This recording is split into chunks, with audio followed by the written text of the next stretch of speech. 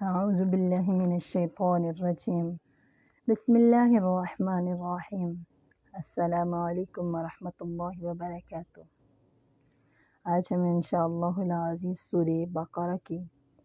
آیت نمبر 114 اور 115 کا ترجمہ اور تفسیر کریں گے۔ ومن اظلم، اور اس سے بڑا ظالم کون ہے، ممن منع مساجد اللہ، جس نے اللہ کی مسجدوں سے روکا، ان یذکر فیہا اسمہ،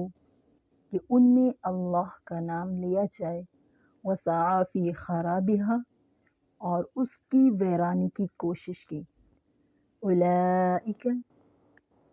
ما کان لہم ان یدخلوها الا خائفین،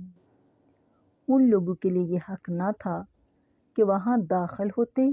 مگر ڈرتے ہوئے۔ لہم فی الدنیا خزی،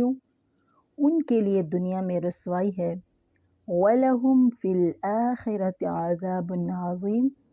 اور ان کے لیے آخرت میں بڑا عذاب ہے۔ وَلِلَّهِ الْمَشْرِقُ وَالْمَغْرِبُ، اور اللہ کے لیے ہے مشرق اور مغرب۔ فَأَيْنَمَا تُوَلُّوا فَثَمَّ وَجْهُ اللَّهِ، سو جس طرف تم منہ کرو اسی طرف اللہ کا سامنا ہے۔ ان اللہ واسع علیم، بے شک اللہ تعالیٰ وسعت والا، جاننے والا ہے۔ ان دو آیتوں میں دو اہم مسئلوں کا بیان ہے۔ پہلی آیت ایک خاص واقعے کے متعلق نازل ہوئی ہے۔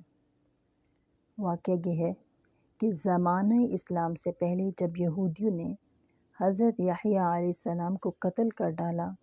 تو روم کے نصارہ نے ان سے انتقام لینے کی خاطر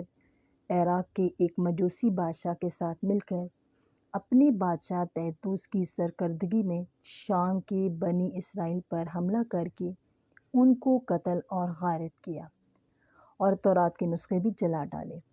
بیت المقدس میں نجاسات اور خنزیر ڈال دیے، اس کی عمارت کو خراب اور ویران کر دیا۔ بنی اسرائیل کی قوت اور شوکت کو بالکل پامال اور ختم کر دیا۔ حضرت صلی اللہ علیہ وسلم کے عہد مبارک تک بیت المقدس اور اسی طرح ویران اور منہمک پڑا رہا تھا۔ فاروق اعظم رضی اللہ تعالی عنہ کے عہد میں جب شام اور عراق فتح ہوئے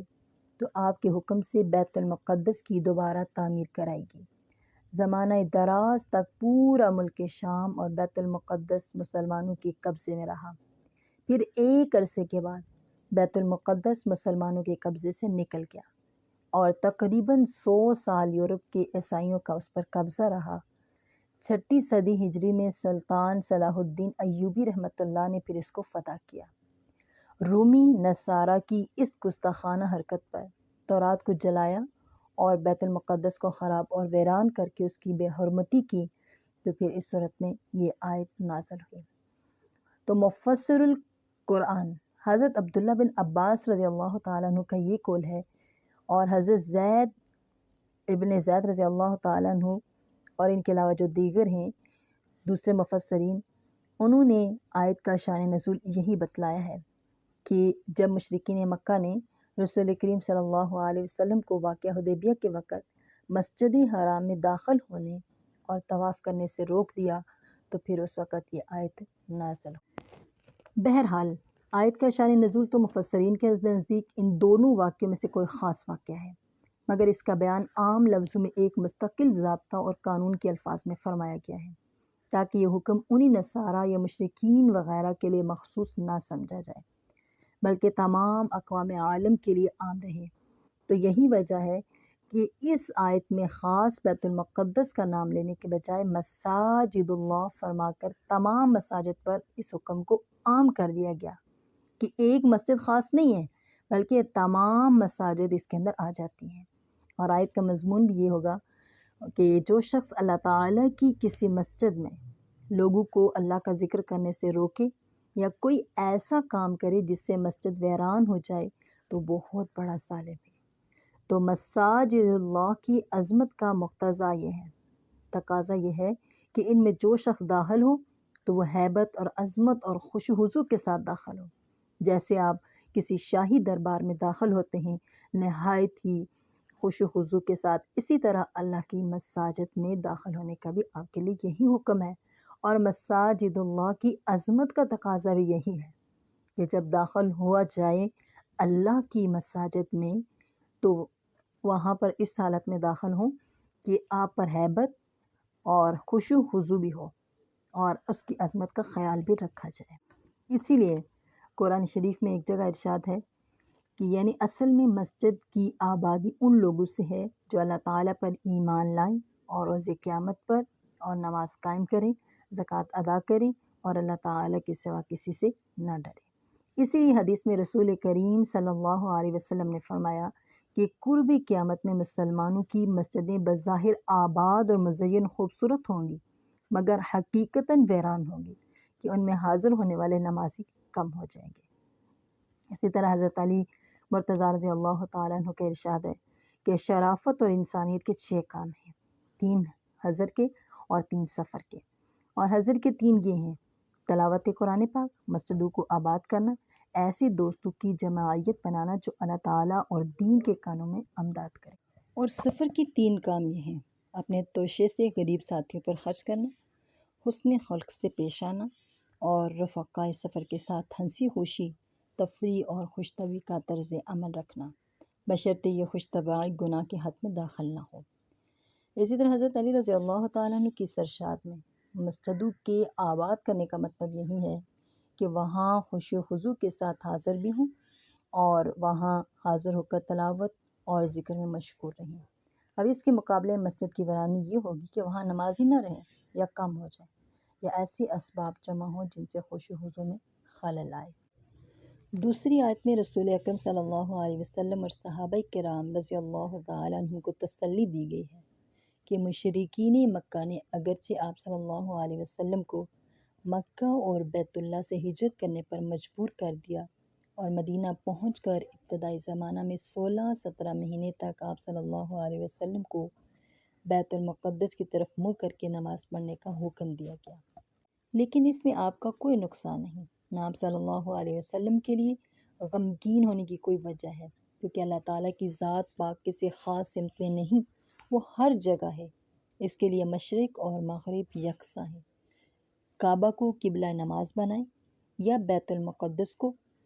دونوں میں کوئی ذاتی خصوصیت نہیں، بلکہ امر الہی کی تعمیل ہی دونوں جگہ سبب فضیلت ہے۔ تو اس لیے جب کعبہ کی طرف رخ کرنے کا حکم تھا اس میں فضیلت تھی، اور جب بیت المقدس کا استقبال کرنے کا حکم ہو گیا تو اس میں فضیلت ہے۔ آپ صلی اللہ علیہ وسلم دلگیر نہ ہوں، اللہ تعالیٰ کی توجہ دونوں حالتوں میں یکساں ہے، جبکہ بندہ اس کے حکم کی تعمیل کر رہا ہو۔ چند مہینوں کے لیے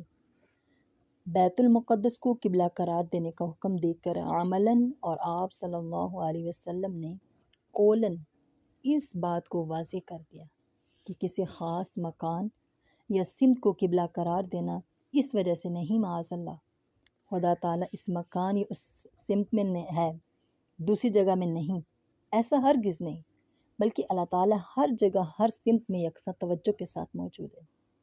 کسی خاص سمت کو قبلہ عالم قرار دینا دوسری حکمتوں اور مصلحتوں پر مبنی ہے، کیونکہ جب اللہ تعالیٰ کی توجہ کسی خاص سمت یا جگہ کے ساتھ مقید نہیں تو اب عمل کی 2 صورتیں ہو سکتی ہیں۔ ایک یہ کہ ہر شخص کو اختیار دے دیا جائے کہ جس طرف چاہے رخ کر کے نماز پڑھے، دوسرا یہ کہ سب کے لیے کوئی خاص سمت اور جہت متعین کر دی جائے۔ ظاہر ہے کہ پہلی صورت میں ایک تشدد اور افتراق کا منظر سامنے آئے گا کہ 10 آدمی نماز پڑھیں اور ہر ایک کا رخ الگ الگ ہے اور ہر ایک کا قبلہ بھی جدا جدا ہے۔ تو دوسری صورت میں تنظیم اور اتحاد کا عملی سبق ملتا ہے کہ ان حکمتوں کی بنا پر سارے عالم کا قبلہ ایک ہی چیز کو بنانا زیادہ مناسب ہے۔ اب وہ بیت المقدس ہو یا کعبہ، دونوں مقدس اور متبرک مقامات ہیں۔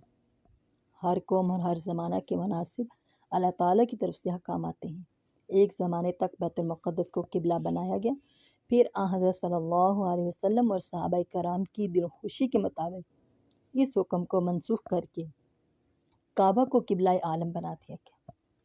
ارشاد ہوا قد نرى تقلب وجهك في السماء فلنولينك قبلة ترضاها فول وجهك شطر المسجد الحرام وحيث ما كنتم فولوا وجوهكم شطرہ۔ ترجمہ اس کا یہ ہے کہ کعبہ کو قبلہ بنا دینے کی دلی رغبت کی وجہ سے بار بار آسمان کی طرف منہ اٹھا کر دیکھنے میں آپ صلی اللہ علیہ وسلم جو بار بار آسمان کی طرف منہ اٹھا کر دیکھتے ہیں کہ شاید فرشتہ حکم لے آئے، ہم یہ سب دیکھ رہے ہیں، اس لیے اب ہم آپ صلی اللہ علیہ وسلم کو اسی قبلہ کی طرف متوجہ کر دیں جس کو آپ صلی اللہ علیہ وسلم چاہتے ہیں۔ اس لیے اب سے آپ صلی اللہ علیہ وسلم اپنا چہرہ نماز میں مسجد حرام کی طرف کیا کریں، اور یہ حکم کچھ آپ صلی اللہ علیہ وسلم ہی کے لیے مخصوص نہیں بلکہ تمام امت کے لیے یہی حکم دیا گیا ہے کہ تم جہاں کہیں بھی موجود ہو، یہاں تک کہ خود بیت المقدس کے اندر بھی ہو، تو نماز میں اپنا رخ مسجد حرام کی طرف کیا کرو۔ تو الغرض آیت مذکورہ میں وَلِلَّهِ الْمَشْرِقُ وَالْمَغْرِبُ نے استقبال قبلہ کی پوری حقیقت کو واضح کر دیا کہ اس کا منشا بیت اللہ یا بیت المقدس کے معاذ اللہ پرستش نہیں ہے، اور نہ ان دونوں مکانوں کے ساتھ اللہ تعالیٰ کی ذات پاک مخصوص ہے، بلکہ اس کی ذات سارے عالم پر محیط اور ہر سمت میں اس کی توجہ یکساں ہے۔ پھر جو کسی خاص مکان یا سمت کو مخصوص کیا جاتا ہے، اس میں دوسری حکمتیں ہیں۔ تو آیت کے اس بیان اور حضرت صلی اللہ علیہ وسلم کے تعامل اور جزیات مذکورہ سے استقبال قبلہ کے حکم شرعی کی پوری حقیقت واضح ہوگی۔ تو اللہ پاک سے دعا کریں، اللہ پاک ہمیں جو کچھ میں نے بتایا اور جو آپ نے سنا، اللہ پاک ہم سب کو اس پر عمل کی توفیق عطا فرمائے، آمین۔ وما علینا الا البلاغ المبین۔